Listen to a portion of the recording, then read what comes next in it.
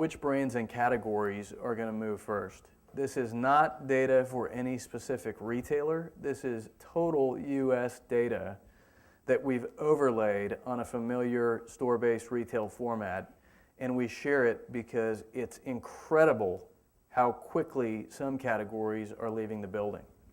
So the percentages you see here aren't growth rates. That's our estimate for the percentage of that category that's already sold online.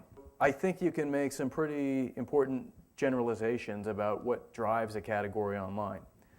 If you look at the lowest category, it's something like food. So on the right side of the building, we've got grocery. In the US today, less than 1% of groceries are sold online. If you look at the other side of the building, hard lines, soft lines, entertainment, essentially what we might call discretionary categories, some of these categories have moved. So the ones that you might expect to move fastest are the ones that have. Things like electronics. 18% of consumer electronics are sold online today. The number for peripherals, sort of computer accessories, is much, much higher. It's 40%, maybe 45%. It's an incredibly high number. And of course that means cables. It's not just, it's not printers necessarily, but for the items that are high dollar value and low cube, very easy to ship, they move incredibly quickly. What drives categories online? Anytime there's a direct digital substitute for the physical good, now I don't need to hold a DVD, now I don't need to insert the cartridge into my game system, it's gone. It moves the fastest. But secondly, information-intensive purposes, those categories are products where features and benefits mean a lot to me and I want to do some research. Those, number one, have a propensity to move online, but even more importantly, they often are completed in the store, but the trip always originates online. Taste-driven categories, any category, especially media, apparel, anything where style or taste is important.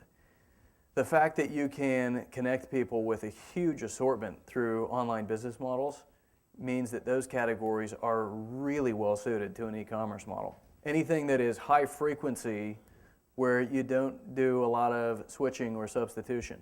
So again, you'll hear us talk about this subscription-based business model that Amazon and others are pioneering. But if you think about the center store of a supermarket today, 75% of sales and maybe 80% of profits, there is a lot in the center store that people purchase at a very predictable frequency and that they purchase the same thing every time. The average household in 1 year purchases 200 unique SKUs, but a lot of people think it's 1,000. A lot of people think it's 1,500. Those 200 SKUs, we think, are at huge risk of being picked off by things like subscription models. I can simply set it and forget it for the stuff that I buy every 3 weeks. I don't need to make a trip to the store. I'm tired of running out. And guess what? When you think about what the club's business model did for bulk purchases and pantry loading, it was perfect for that household that was high income and had a big family. I had the pantry space, I had the garage space, and I had 4 mouths to feed in the building. So if you think about this under 35 shopper, they're probably in a dual income household and a no kids household. They're living in a single bedroom apartment. They don't have a pantry, they don't have a garage, but they do want the simplicity, the convenience, and the savings of buying in bulk. So the subscription model lets them buy in bulk, but they receive it in installments. If you have to simplify the categories that are going to move quickly, just assume anything that's easy to ship, anything that's high dollar value is going to move quickly. And the categories that are going to move the fastest are those with direct digital substitutes. As I'll share with you, I think there's some really large store bases already in our malls that are at great risk over the next 5 years of going away.